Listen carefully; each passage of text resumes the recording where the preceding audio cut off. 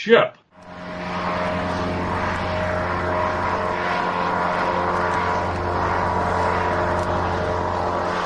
Hello and welcome to another edition of the Airship 27 podcast. This is podcast number 42. I'm Chief Engineer Rob Davis here alongside my co-host Captain Ron. Say hello, Ron. Hello, everybody. Hey, Loyal Women. How you guys doing? All right. Hey, we got a bunch of stuff and a variety of different agendas this month. Okay. So we're going to dig into that. And before we do, I should mention that we are proud members of the Comics Podcast Network. You can find every episode of the Airship 27 podcast on comicspodcast.com each and every month. You can also find us on iTunes, Stitcher, Comic Frontline, YouTube, and of course the Zone4Podcast.com. And you know, Rob, recently I'm getting notices on Facebook of people actually going to YouTube to listen to some of our older episodes. So that's encouraging. Definitely, that's cool. It's nice that we're there, where people can get to us fairly easily. Right. YouTube is that accessible to everybody, whether you have any of these other programs or not. So right. There you go. And hey, continuing our practice of giving you loyal airmen 2 new jokes every show, we're getting ready to kick this month off, and I go first, this with Rob picking up at the end of the show. So okay. You ready, Rob? Okay. As ready as I'll be. Okay. This one, I hope you get a kick out of this. I hope our listeners do as well. All right. This is called For a Parking Spot. Uh-oh. Patty was driving down the street in a sweat because he had an important meeting and he couldn't find a parking place anywhere. Looking up to heaven, he finally said, "Lord, take pity on me. If you find me a parking place, I will go to Mass every Sunday, and for the rest of my life, I'll give up me Irish whiskey." Miraculously, a parking place appeared. Patty looked up and said, "Never mind, Lord, I found one."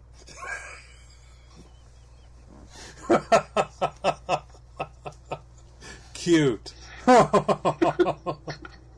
Oh, man.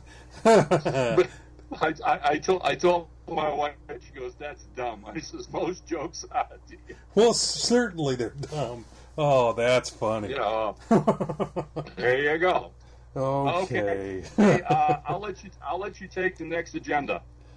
All right. Well, post Pulpfest notes. Say that one 5 times real fast. The following was taken from last week's Coming Attractions website as provided by Bill Tom. Right. So we do not know who actually Bill is. But obviously, it's from one of the promoters of the show. And what Rob is about to read you is, in quote. So go ahead, Rob. Right. Yeah, I went to the Coming Attractions website and double checked this just to see if maybe he did quote somebody. But no, he just puts the quote up. He doesn't say who it's from. So anyway, quote, right. Pulpfest has received an offer to merge with a larger comic convention back in Columbus, our original home. Nothing has been decided, but the committee is carefully weighing all options. This would return Pulpfest to Columbus and possibly increase attendance, which has been down since the move to Pittsburgh. The response was that fans of original Pulps voiced opposition and the new Pulp movement members supported it. That's an oversimplification based on who stood to speak about the idea. And I'm assuming that was probably at the business meeting at Pulpfest. And back to the quote, a move to Labor Day weekend would also be considered, since that might also increase attendance. None of this is locked in, but the committee said it has not committed to the Pittsburgh Doubletree at Cranberry yet for 2019. End quote. All right.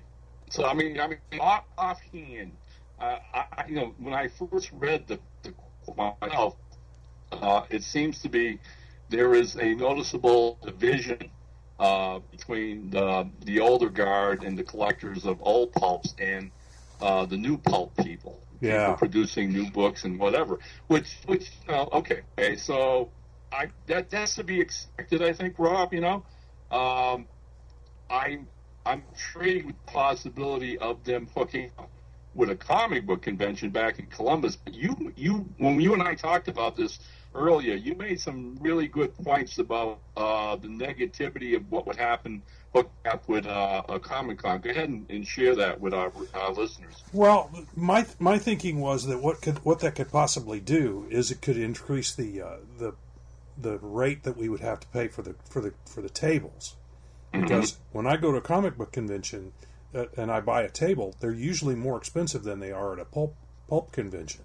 Now, if that's offset by higher attendance, that could make some sense. But that would be the one negative I would see at this point, is that the table costs might be a little higher. And but if that's offset by increased attendance. You and I definitely wouldn't mind having a comic book crowd, because we would appeal to them as well as the pulp folks. But some of the pulp-oriented folks might not find that advantageous. They might be paying more for about the same amount of sales. So there's pros and cons to this. I mean, I see both sides. I would like to see them go back to Columbus. Definitely, it's closer for us. Plus, there was more seemed like there was more attendance when we were in Columbus than there was in Pittsburgh, and of course it was further away for us, so we had to spend even more money. Right. I mean that was borne out. All right. I mean, I don't think there's been any question. Every source that I've seen from anybody who reported on Pulpfest was that attendance was even lower than it was last year, which was nowhere near comparable to Columbus. I'm at a loss to understand why even the old pulp guard would want to continue to stay there if those numbers are real. Yeah, right? I would think they'd be losing money just like everybody else would. Well, again, the only thing I see. Yeah, go ahead. No, The point is I don't see this as anything else except, hey, we're having a good time, and it becomes like an old boys club that we all get together once a month. But I remind some of these people, and let's not forget the history of Pulpfest. It literally evolved from the ashes of PulpCon that went this route. PulpCon was in Dayton, Ohio, and every year saw their numbers diminish until ultimately it couldn't sustain itself. And the people who started Pulpfest were wise enough to understand that. I find it ironic that here we are like 8 or 9 years later, and they moved to a venue where they're pretty much falling back into that same old trap again. What happens if in 2019 they stay in Pittsburgh and the numbers continue to drop? Well, there'll be more people to do like we do and drop out. I mean, the first year we were in Pittsburgh, we fell short. It wasn't a huge amount short, but it was enough that we went into the hole. We'd like to at least break even when we go to these, because it costs us to go, and it's nice that we can go and meet with our friends and kind of promote what's going on. But at the same time, we have to make at least break even, or get close to break even, and it was well under. Right. It was well under breaking even, so we just couldn't do it again. We can't afford to lose money, and I'm sure we're not the only vendors in that position. So, I hope that there's a lot of serious talk on the Pulpfest committee and crew, and whatever weight this has. I think I speak for both of us when I say, comic convention team up or not, should they decide to go back to Columbus, Airship 27 is going to be there. Yes. Yeah. So, definitely. We'll go back. Pulpfest people, that for what it's worth. Go back to Columbus, and we're there. That's a done deal. Yeah, we want to go. We just couldn't afford to go to Pittsburgh. Oh, it was frustrating that weekend. Okay, seeing some of our friends there and not being there with them. All right, so again, you just have to bide our times, Rob, and see what happens. Well, yeah, the only thing I can see that may be the pulp only guys, the older pulp guys. The only thing I can see is attendance may have been down, but it may have been their fandom that was there, and they spent money, and they may have actually made money. The pulp guys made. Yeah. True. I understand where we're coming from. We're talking about the sale of old original pulps and trading and filling. Like the people have been working on for decades. Yeah, but that's probably true. That's probably all they need.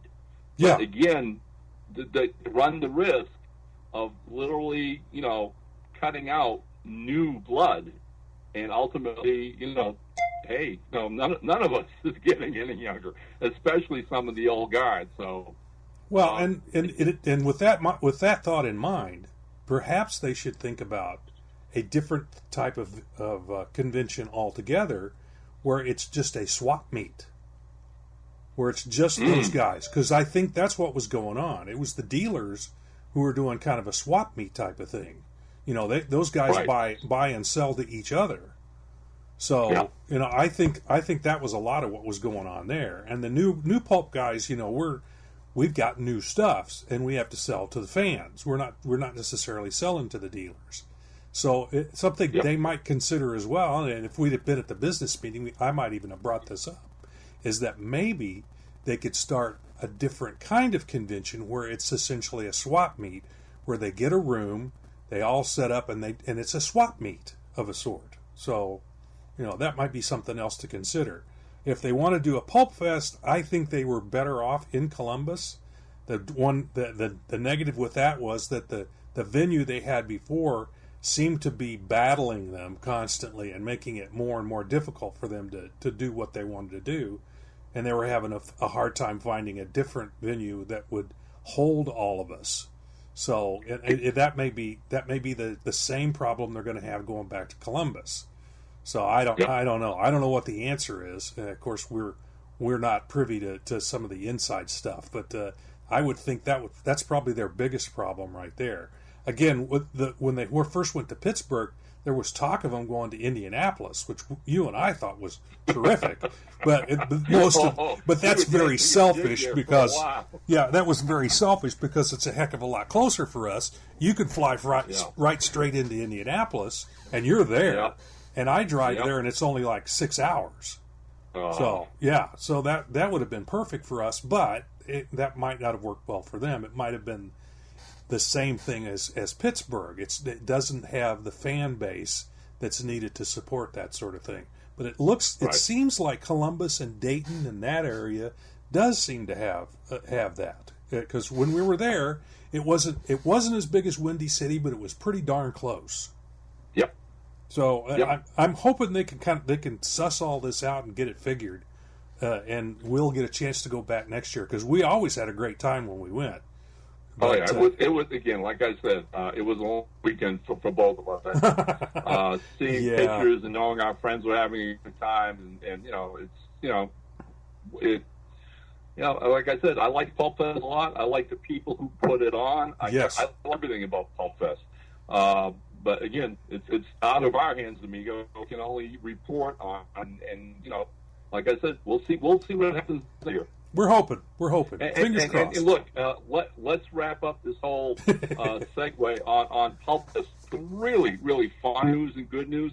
Pulpfest every year gives out the Muncie Award, named after one of the earliest editors of Pulp magazine, Frank Muncie. And this year's winner, I'm thrilled to announce, was Willie Wheat. Bill's been around for ages. He runs the PulpNet blog on the internet. and reports and writes about everything happening in the pulp world, old and new. He's been doing this for years, been a great supporter of the pulp community. And so he was this year's 2018 winner of the Pulpfest Muncie Award. Couldn't have gone to a better guy. Congratulations, Bill. Everybody here at Airship 27 is thrilled that you won. So you broke up a little bit when you said his name the first time. So pronounce his name again. Bill Weibking. Okay. Weibking. Yeah. Okay. I didn't want to attempt it, because I mangle pronunciation so bad. But just as you said that, the connection got bad, and you broke up a little bit, and I wanted to make sure we got his name out there. But congratulations to Bill. Yep, good guy, really. All right, hey, I'll let you take. I'll take one. You took the quote. Released. I'm going to say related. Here we go.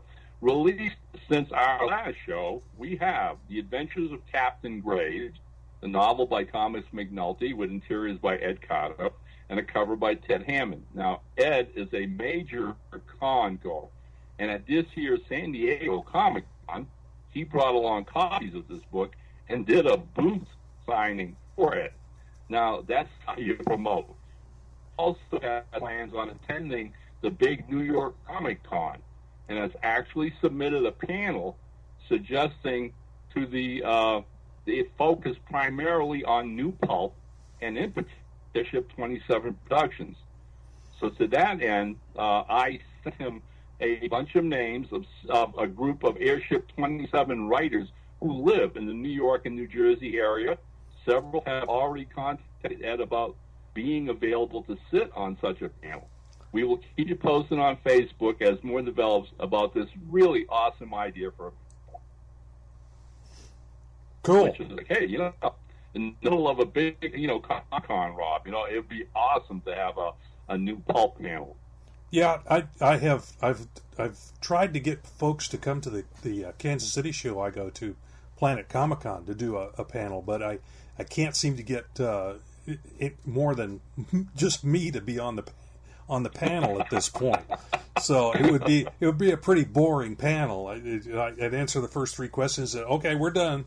But yeah, I would like to see that happen at Planet Comic-Con, but there just aren't quite enough folks in the area that come to the convention to do that. Off the top of my head, I actually contacted 7 people in the area on the East Coast who could be in New York within hours. And off the top of my head, that included some of our gang, like Aaron Smith, Frank Schinlender, Gary Levisi, and like I said, there was another 4 or 5. So Ed had a handful of people to draw from. And like I said, quite a few of them have already responded. It's one of those things where he submitted an application to do the panel and is waiting on the panel committee to get back to him. And as soon as you and I know anything, we'll post it up on Facebook or whatever and promote it like crazy. Oh, for sure. Okay. All right. I guess I'm going to grab the next one. The next one. Okay. Yep. Do it. Released since our last show. Next, we also released Sherlock Holmes, Consulting Detective number 12. And as ever, sales are already rocketing through the roof on this one.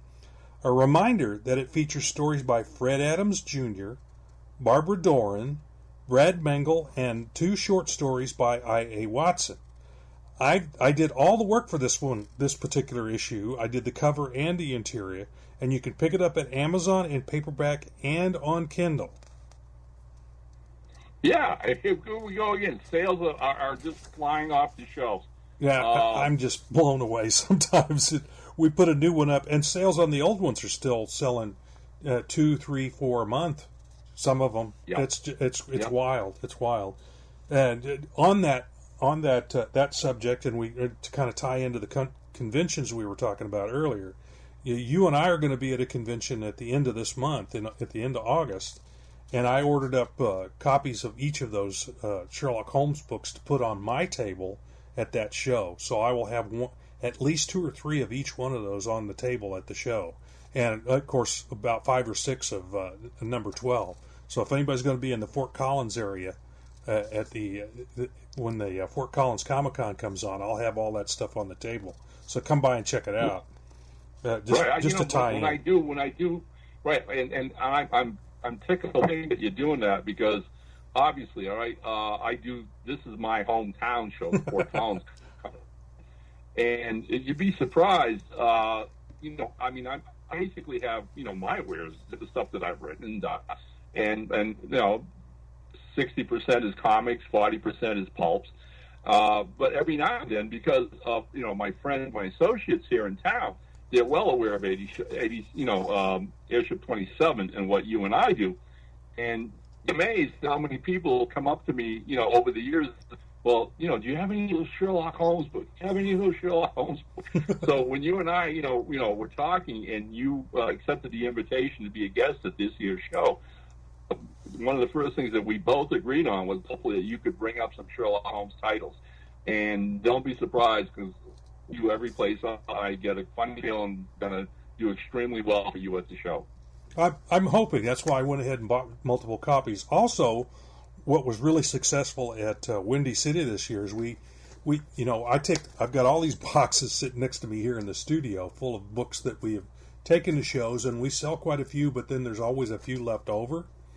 And some of those just kind of stay in the box and stay in the box and stay in the box. But we started our discount box, and I'm going to bring along some of those discounted books. We usually sell them $4 or $5 each, and I'm going to bring along a box of those. So again, come by Ron's table and my table, and I think you said something about how Valerie was gonna sit in between us and sell that kind of stuff that comes from both of us. So right, only because again, and we should clarify this for people.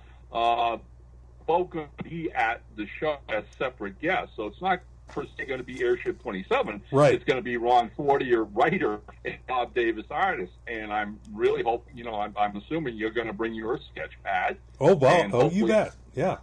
Do a lot of sketching for our local fans here, and I'm pumping them up already for you, buddy. So good. Get them primed. I am. Okay. So you're going to be busy doing sketches. I'm over at my table, not only selling stuff, but at the same time, I'm going to be promoting and pushing my new comic writing class, which starts like 2 weeks after this show. Oh my! So I put flyers for that. And so it's a busy time for all of us.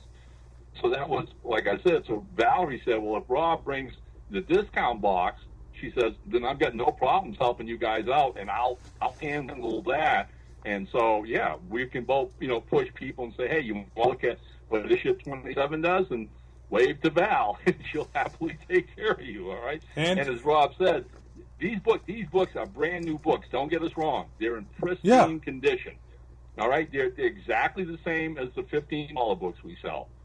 So if you want to find out what new pulp is all about, if you're intrigued by it, and you're going to be at this show, then stop on by. Yeah, and if anybody's got, of course, it may be a little too late for me to order anything special, but if anybody's got a book that's in our catalog that they would like me to bring for them, to get a hold of me right away, and I'll see if it's in these boxes sitting next to me, and I can bring it along with me. I don't think there's going to be enough time after this gets on the air. I don't think there'll be enough time for me to order anything special. But if I have it in the box, I'll bring it along. There you go. Okay, just to throw that out let's too. Wrap up. Let's wrap up the convention stuff with this. I haven't seen that schedule yet because the panel schedule somehow or other always seems to be the last thing they put together. Yeah, most conventions are that way. Yeah. Yeah, but I still believe, thanks to our good friend Todd Jones, that either Saturday or Sunday, it's a 2-day show. Right. You and I will be doing a panel on new pulp. Yep. So that'll be another place to promote some of those books. Yep, sounds good. Okay. I'm looking forward to it. I really am. I've got some new prints to sell. I've got we were talking about we're gonna have a Brother Bones print for you and me to sign there. So I'm really looking forward to this. I think it's going to be a fun show.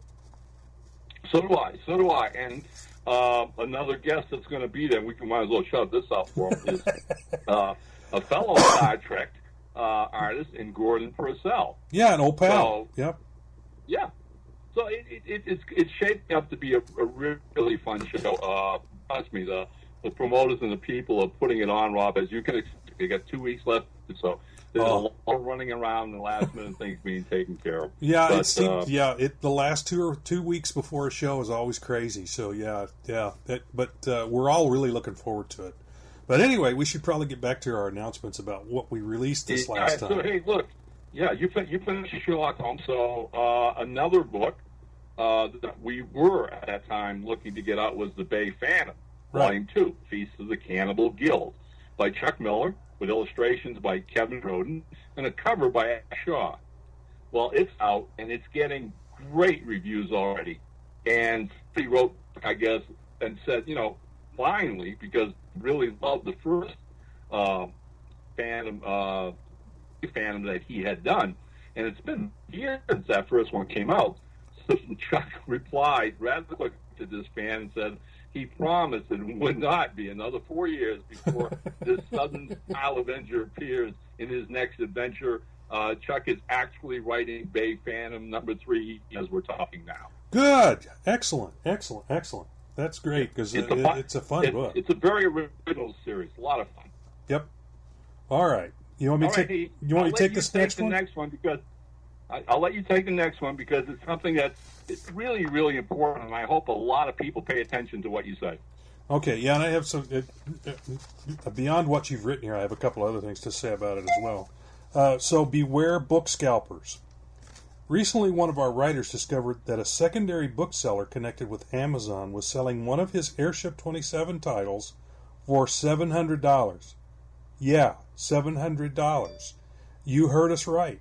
Naturally, he contacted me immediately, wanting to know if his book was somehow out of print for this ad to be part of Amazon's selling list. The answer, none of our books ever go out of print at Amazon. Do remember, all our titles are published via Amazon's own self-printing arm, CreateSpace. Thus, whenever they run out of copies, they, Amazon, simply print more. Unfortunately, this does not stop unscrupulous booksellers to take our titles and list them for the criminal high price, in hopes wary buyers won't go looking for the primary sale page of a book. In this case, the writer's book was still very much available in its routine price of $16.99. And naturally, this writer wanted to know if there was anything we could do to stop this kind of shenanigans, but there isn't. It is perfectly legal for any secondary market to offer up a book they purchased at a much higher price. Again, this is a buyer beware story. So should you ever want to buy an Airship 27 title and see some really crazy price tag, before you make that purchase, please check with us directly. Now, what happens sometimes, this particular book was actually, we had a publisher before, Cornerstone Books, printed and published our books before. Now, so this particular book was under that, but we've actually printed under our banner now. But those other books are still listed on Amazon as used. Those books will always be on Amazon as used, because I checked into this. So those books, if they have Cornerstone on them, there's no longer going to be any more of them. So some of these guys see this and they mark those up that like these are some rare collectible or something. Whereas if you just want to read the book and have a copy, you can get one directly from us. In fact, if there were any errors in that book, we usually, when we went back to redo some of those books, we would run them through the proofreading process again and find any errors that we didn't find the first time. So if you want the best copy of a book, you really want the one that's the most recent, the one that we have published, because it's been run through the ringer a couple of times. Now, and I don't know why anybody would want to pay an outrageous amount of money for a book. I mean, none of our books sell that many copies that they're all that popular. And why they would be a collectible in that matter, I don't know. In fact, if you really want a true collectible, come and see us at a Windy City or hopefully Pulpfest next year, and have some of our creators sign them for you. That's a collector's item. You know, if you want a real collector's item, but again, we're not going to charge you $700 for an autograph.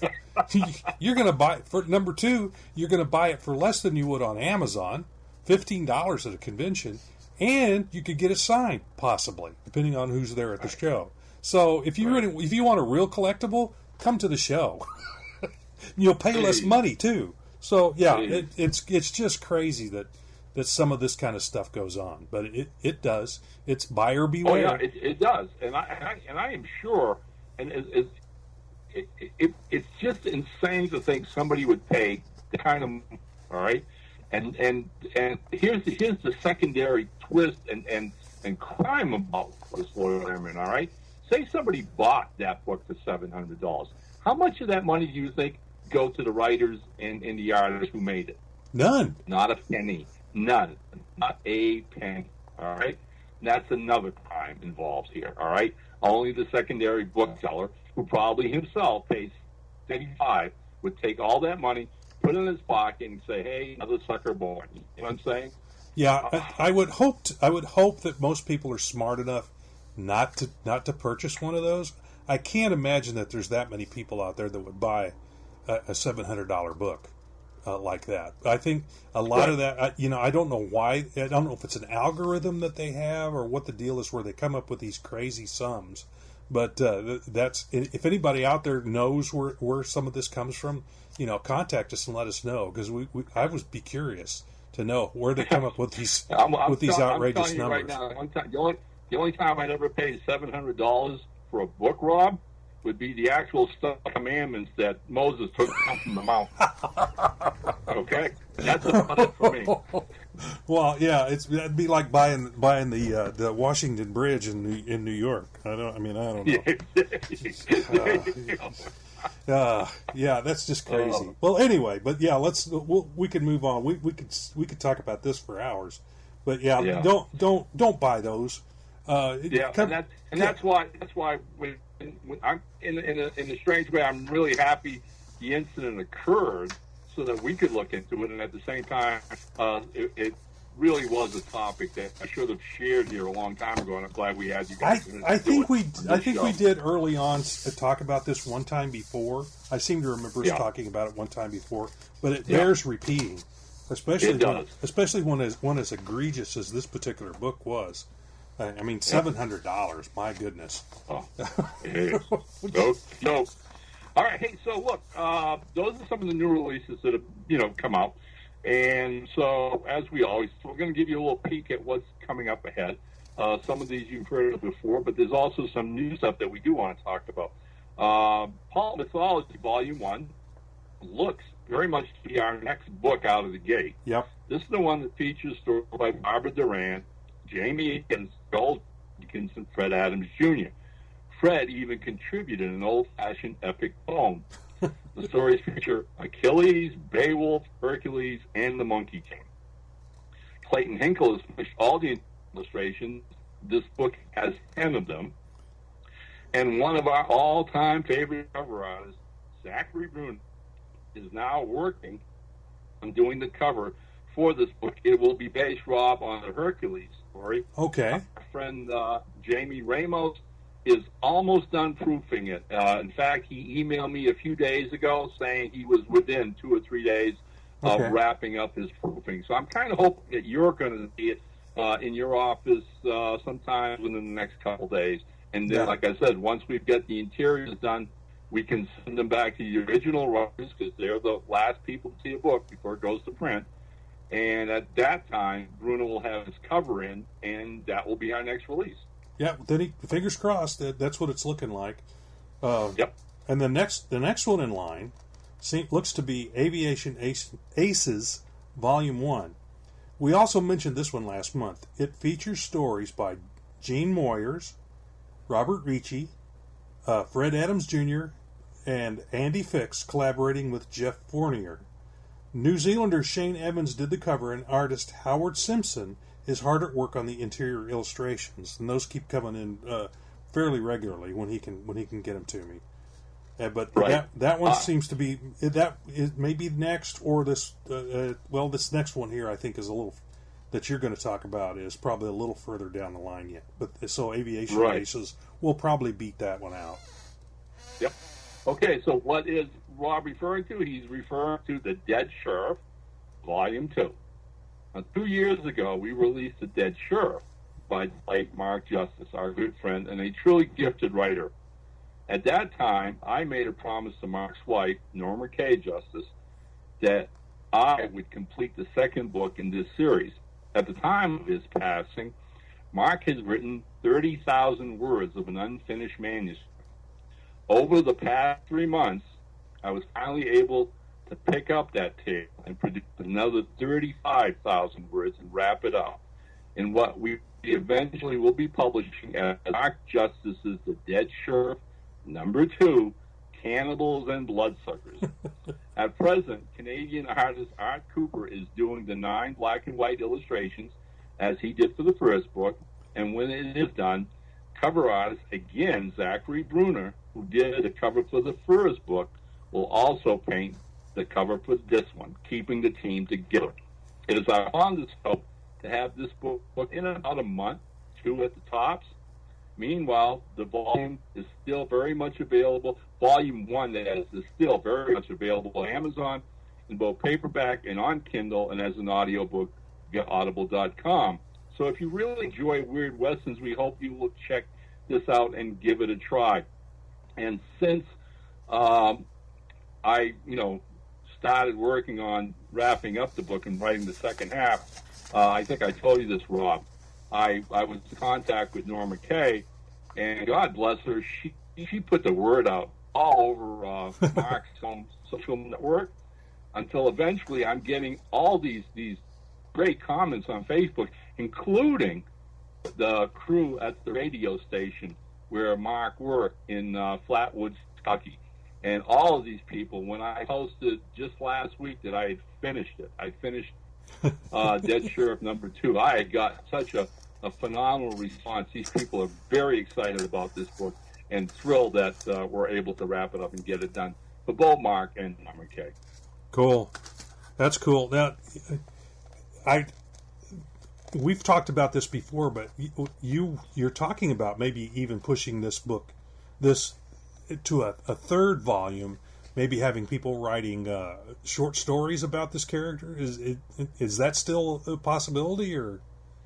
Yes, it is. Okay. Yeah, thanks for bringing that up. Right, because after I the actual script and got it up to Art Cooper to start working on illustrations, a couple days went by. As I do every time I print a book, especially of this length, I take a breather and do other things, editorial things, and mull over, what the future should be for the Dead Sheriff, and in keeping and remembering, some of the things that you, myself, and Norma Kay had talked about. And so, about 2 or 3 days after finishing it, Rob, I did sit down and I wrote a Dead Sheriff character Bible. Good. So we have it, okay? Wonderful. My hope and thought is that once we release Cannibals, Bloodsuckers, and get it out there for people to see, including our fellow new pulp writers in the community, will perk a little bit of interest, all right? Yeah. And I would love nothing better than to continue Mark Justice's Dead Sheriff as a series of anthologies. And without giving anything away here, my friend, okay, there's also a very, very distinct possibilities, Rob, that a third sheriff novel could be coming. Oh, okay. All right, and a teaser. And obviously, not with me writing it. I mean, that's what I figured. Okay? Yeah. That's interesting. Okay, that we hadn't talked about that. Okay. Well, this is something. This is something that's only happened, I want to say, within the last 2 or 3 days. Okay. Well, I'm glad I brought that up. Excellent. Yeah, I did too. And then so again, all loyal airmen out there understand. Mark Justice was a really, really phenomenal human being, and he was taken from us way too soon. His Dead Sheriff was one of those what you call a labor of love for Mark. He grew up with his dad loving Western movies and television shows, Roy Rogers, Gene Autry, Rob, all that good stuff that shaped us in life. And the Dead Sheriff was a project really near and dear to Mark's heart. And so after he finished the first one, it was always going to be a series. And as I say, Norma Kay, God bless her, was able to find the first half of his second book. I kind of wish Mark had left some notes for me to follow. Yeah. But I jumped in off the deep end of the pool, my friend, and hope I did him right with what I did with the second half of the book. Again, it's such a great character, and we do want to continue it. So by hook or crook, one way or another, the Dead Sheriff is alive. Which is a weird thing to say. Think about it. All right. Oh, that's pretty good. All right. Only in pulse, Rob. Only in pulse. All right. Well, anyway, I guess I'll take up this next one here, and this is Go for it. This one's been sitting around waiting to come out here. But Ron Fortier's Cape Noir. 5 years ago, we signed a contract with Scald Crow Games, giving them permission to do a role-playing module derived from all the Brother Bones stories Ron has written in the past 10 years. This includes the 4 Airship 27 titles, the Redbud Studio one-shot comic book, and a few assorted short stories that have appeared elsewhere. The name Cape Noir comes from the actual name of the fictional city in which Brother Bones and his cast of characters operate. So Scaldscrow Games owner T. Glenn Bain created a Kickstarter campaign, and within the allotted time was successful in raising the money to produce the module. Then he, his wife Teresa, and their editor Drew Myers set about putting this 434-page book that covers every single aspect of the Cape Noir world you could possibly imagine. There are bios of every character that has ever appeared in a Brother Bones story, plus others from modern urban mythology included, thus allowing players to invent their own scenarios. 5 years in the making, and the book is finally out, both in soft paperback and hardback. Along with the purchase of the book, buyers also receive a fold-up map of Cape Noir, a Brother Bones pin, and, of course, playing dice. So if any of our loyal airmen are into role-playing, you might want to give this a try. We'll post the link to their webpage in the show notes. And I'm sure you got your copies of this book, and so did I. And it's a nice little package. I mean, I couldn't believe how thick the book was. I've seen a lot of I've played some role playing games in my life, but I've never seen this thorough a treatment as T. Glenn Bain has done on this particular book. This is pretty incredible. I haven't sat down and actually read through it yet, but I kind of paged through and I'm going, wow. He did some phenomenal work here to get this thing put together. I'm just blown away. I am truly, honestly blown away, humbled in a lot of ways. All right, because I picked it up and like you, I got my package. I think maybe the day before you did, and here comes this big package. And I open it up, and like I said, we each got the soft cover and the hard, and I'm flipping through it, and I get to the character bios. All right.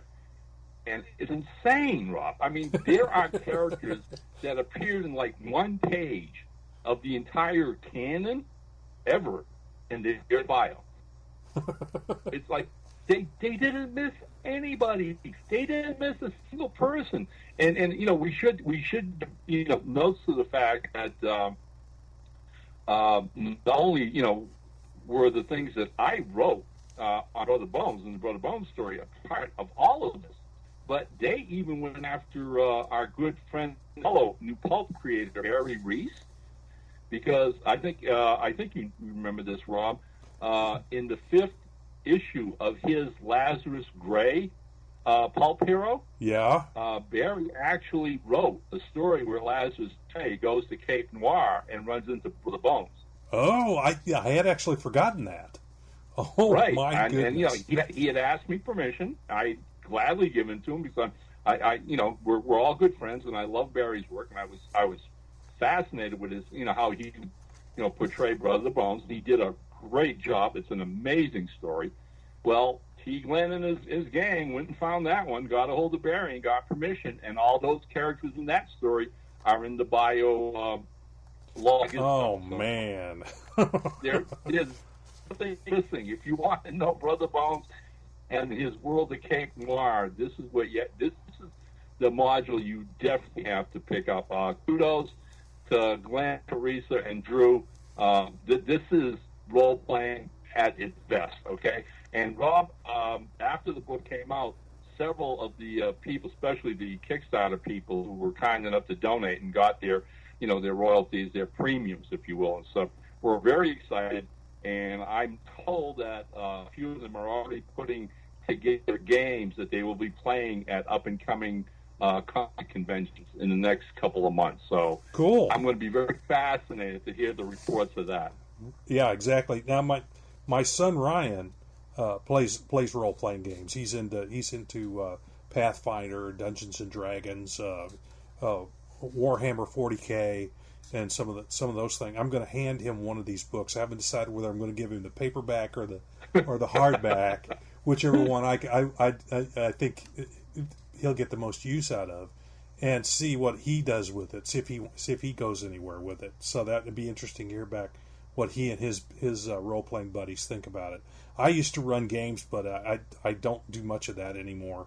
So I probably won't run any games, but he might. So I might get some direct information on how playable it is. All right, could be interesting. Right. Please pass it along. All right, and all you loyal airmen in future episodes, if we get word from people actually having Cape Noir games at their conventions, their clubs, or whatever, please give us a holler and let us know, because we're really, really interested to see how well the game plays, and very excited about it. So there you go. All right. Okay. All right. So hey, sticking with Brother Bones for a little while longer. Recently, a local Fort Collins cosplayer approached me about making an actual Brother Bones costume. This young guy's name is Wesley Snyder, and he had showed me pictures of costumes he's done in the past. He is really talented and goes all out. So the plan was for him to have it finished by the time you and I are here at the Fort Collins Comic Convention, which is happening in 2 weeks, as Reed already mentioned, August 25th to 26th. And Bob, that would have been so much fun to have a Brother Bones cosplayer there with us. Sadly, for us, but not for Wesley, in his career, he got himself a very good paying job, and part of that curtailed his time on working on the costume, whereby there's just no way he can have it finished for this particular convention. But he assures me he still plans on finishing it and hopes to have it done for the Rocky Mountain Convention, which is held in Denver in November.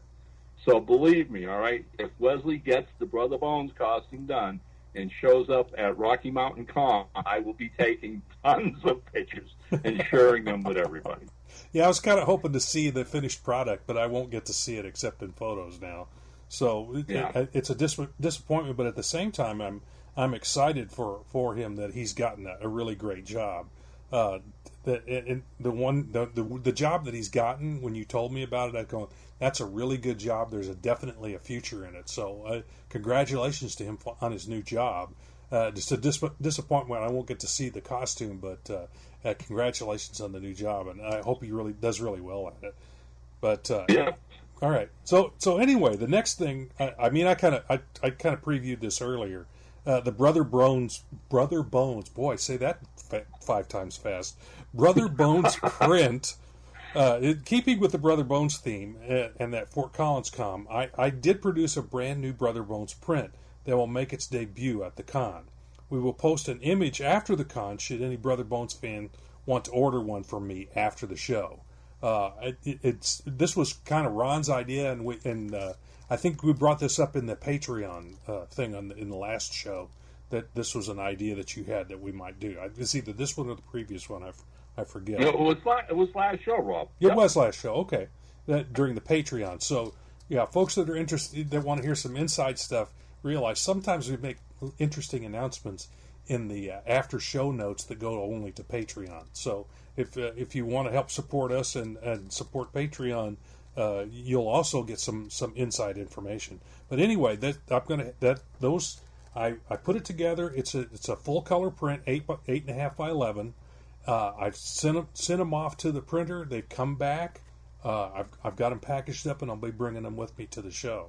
And I got a good number of them printed up, so there was likely to be some left over for orders afterwards, and maybe even enough to sell some at Planet Comic Con come this spring.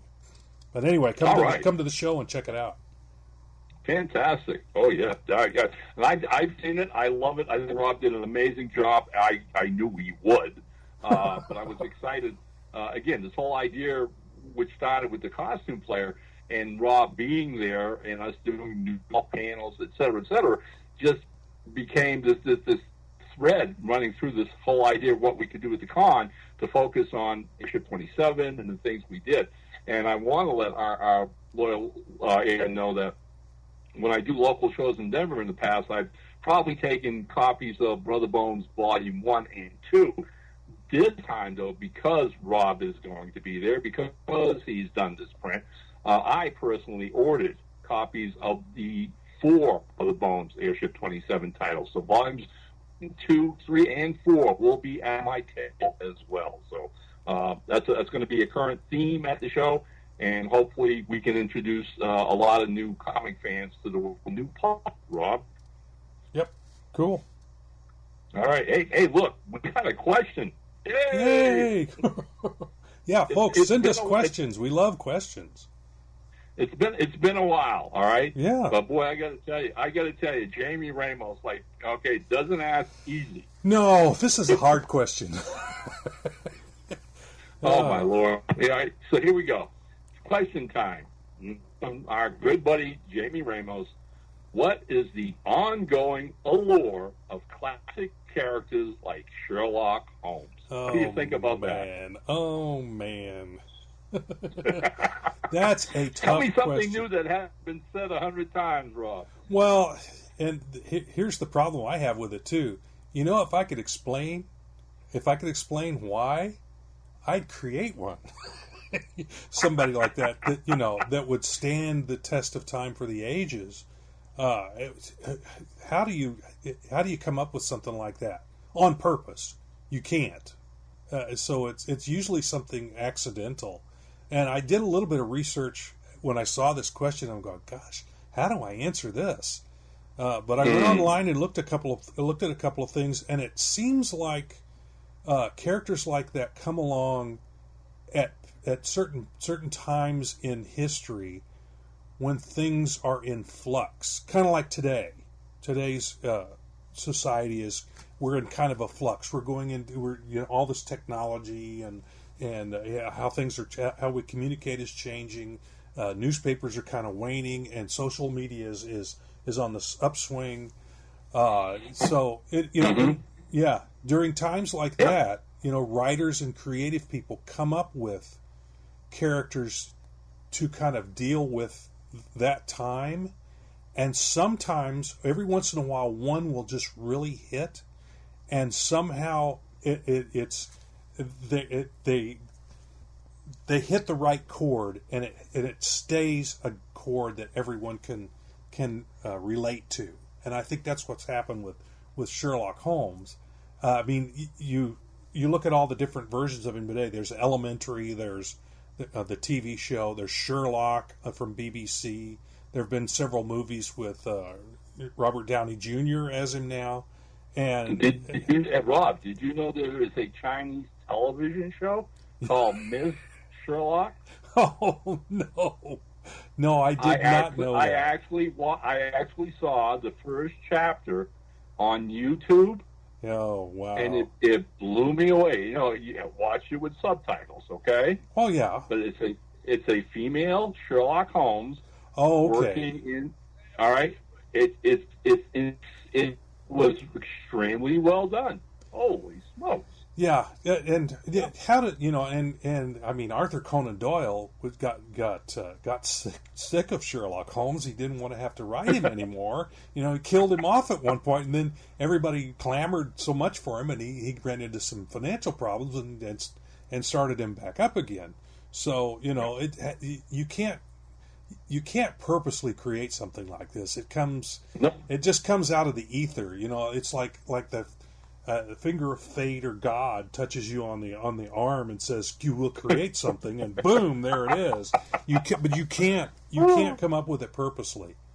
You just can't. It doesn't work that way. I mean, when I saw Jamie's question, okay, and he was the allure of classic, characters, and I think you and I and anybody born in the late 19th century or the 20th century now into the 21st, okay. You can sit back and maybe on one hand, go, okay, Sherlock Holmes, Tarzan of the Apes, mm-hmm. and maybe James Bond. Yeah. And again, you work your way through the decades, the centuries, and as you said, Rob, the changes in society, all right, technology and all this stuff.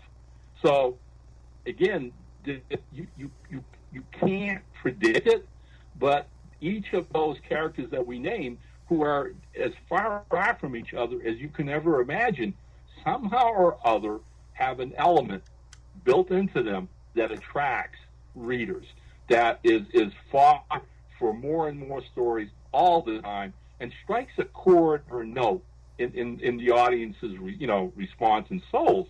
And God, if we could capture that in a bottle, we'd all be rich. Yeah. But it's not something you can capture. It's just one of those things. It's the times that you live in. When Sherlock Holmes was created, they were going from an agrarian society to a more urban, industrialized society. So there was that change going on, and that's exactly when Sherlock Holmes came along. And a little bit later, Tarzan came along, and then in the 50s, when we went from post-war to Cold War, then James Bond kind of fits into that. And, the characters that can be played by multiple actors, like James Bond has been and like Sherlock Holmes has been, and there can be slightly different ones. I mean, I saw a notice yesterday that Idris Elba is being considered to play James Bond after the present guy gets through playing him. He's Daniel Craig. Daniel Craig. Thank you for the name. I blanked out it there for a second. But Idris Elba, who is an African he's a black man, is looking at playing James Bond, and I'm going, why not? It'd be an interesting take on James Bond. It really would. He's a Brit. That's what makes classics is that they endure. Yeah. They alter ever so slightly, but they're there for new audiences to find and to appreciate. So, Jamie, I think, we could talk about this on another hour. So, easily. We're at a con, we expect you to take me and Rob to the bar. Yeah. Buy us a drink, and we'll pick this up. Yeah, we'll expound. All right. Till then, thanks for your questions. And please, Loyal Lemon, send us some questions. Hard ones, we don't care. But it's fun to address these kind of things. Yeah, exactly. So now we're almost to the end of the show, and I've got to come up with my joke. That's it. So as usual, I go online and I look for jokes, and I spent about an hour yesterday looking at several, and I've got a couple here but I'm going to go with my second pick, and here it goes. Okay, a guy spots a sign outside a house that reads, "Talking dog for sale." Intrigued, he walks in. "So what have you done with your life?" he asks the dog. "I've led a very full life," says the dog. "I've lived in the Alps rescuing avalanche victims. Then I served my country in Iraq. And now I spend my days reading to the residents of a retirement home." The guy's flabbergasted. He asked the dog's owner, "Why on earth would you want to get rid of an incredible dog like that?" The owner says, "Because he's a liar. He never did any of that."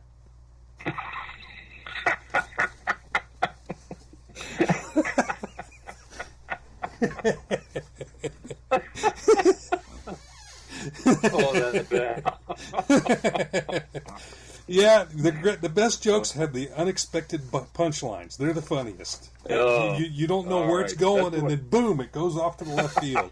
I love it. That's the best kind of jokes. I do too. I will be repeating that one a few times around the household. Yeah.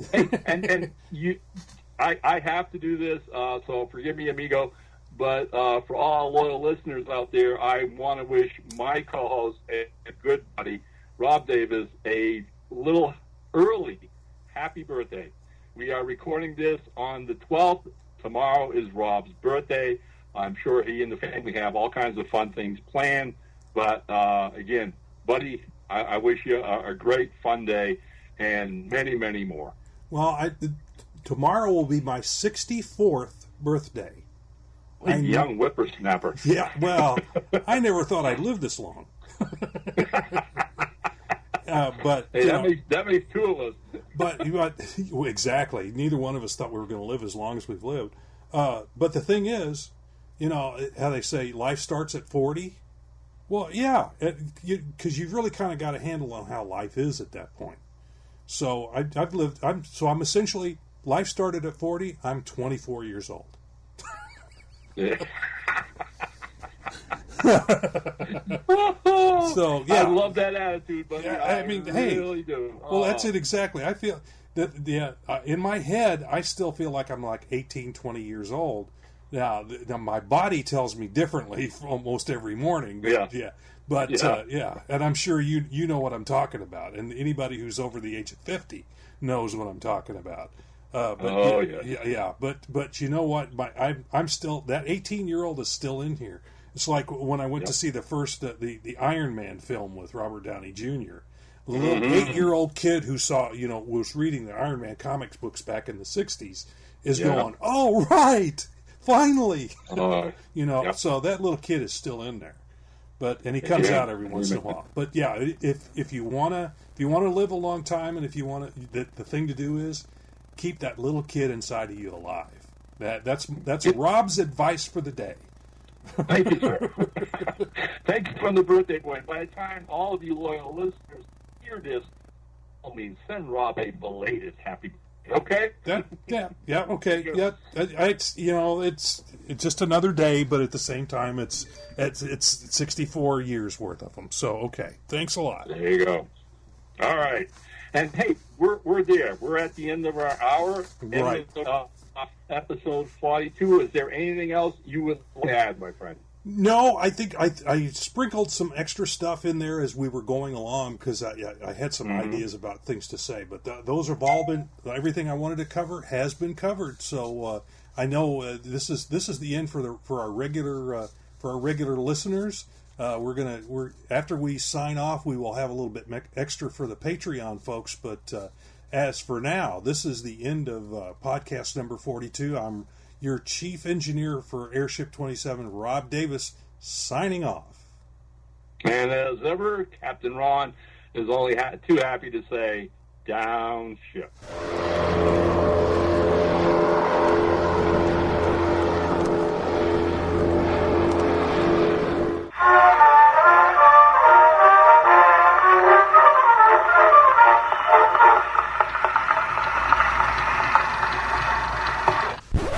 This has been a Gonzo Goose production.